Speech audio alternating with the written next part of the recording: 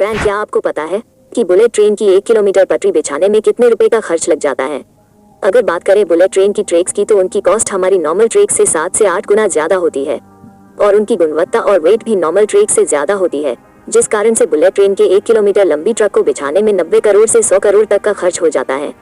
यदि आप जानना चाहते हैं कि रेलवे ट्रेन के पटरी को 1 किलोमीटर बिछाने में कितने रुपए का खर्च आता है, तो यह वीडियो कमेंट बॉक्स में मिल जाएगी। Hey there. Subscribe to my channel and also press this bell icon.